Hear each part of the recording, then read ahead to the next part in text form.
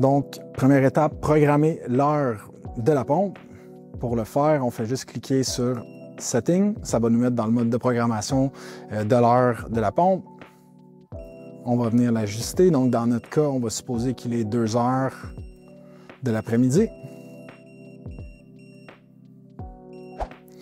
Donc, une fois que notre heure est programmée, prochaine étape, si vous avez une thermopompe ou un système au sel, c'est de trouver le régime minimal de la pompe qui va faire activer la thermopompe et le système au sel, donc pour déclencher les mécanismes de protection, les flow switch. Pour faire ça, on va mettre la pompe en mode Quick Clean. On va la démarrer.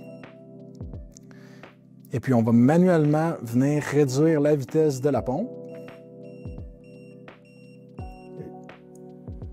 Vous pouvez y aller tranquillement là, pour être certain de ne pas devancer les machines. On va réduire la pompe, le régime moteur de la pompe. Et puis, une fois qu'on réduit puis qu'on fait arrêter la thermopompe ou le système au sel puis qu'ils se mettent en mode no flow, en mode d'erreur, bien, on a trouvé notre seuil minimum à respecter. Donc, dans notre cas, on va supposer que c'est 1500 tours minute. Donc, on va se donner une marge de 200 tours minute supplémentaire. Donc, on va s'assurer que notre programmation de pompe est toujours au-dessus de 1700 tours minute. Une fois qu'on a cette donnée-là, on va être capable de commencer à programmer chacune des plages horaires de la pompe. Donc, ce que vous voulez faire pour aller programmer, par exemple, la première plage horaire, assurez-vous que la pompe est en mode arrêt, donc la pompe ne doit pas être en marche. Vous allez cliquer une première fois pour sélectionner la plage horaire, puis une deuxième fois pour rentrer dans le mode de programmation. Une fois que vous êtes dans le mode de programmation, vous allez être capable de modifier les vitesses à l'aide du bouton moins et plus. Et puis, vous pouvez utiliser les flèches pour aller contrôler l'unité que vous voulez modifier.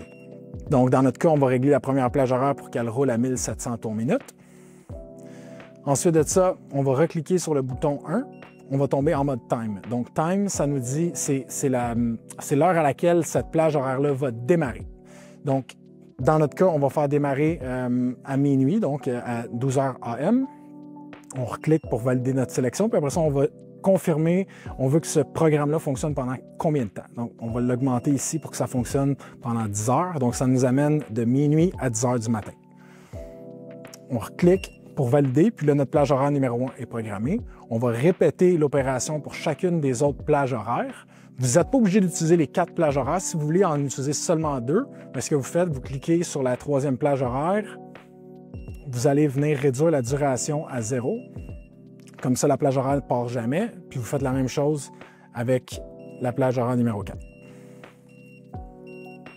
Vous la mettez à 0, vous validez votre choix et puis votre pompe est programmée.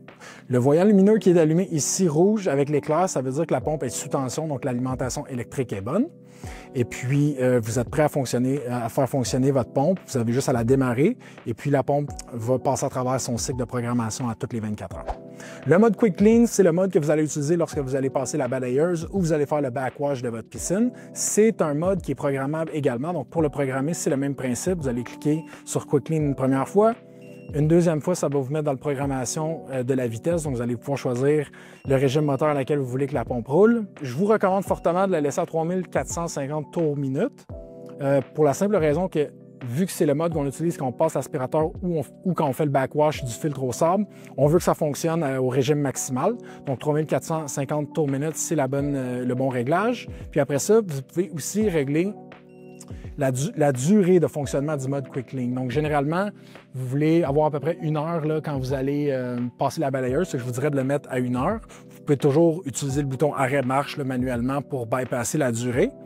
Et puis, une fois que l'heure est expirée ou la durée est expirée, la pompe va se remettre en mode standard conventionnel, puis elle va passer à travers ses cycles selon sa programmation.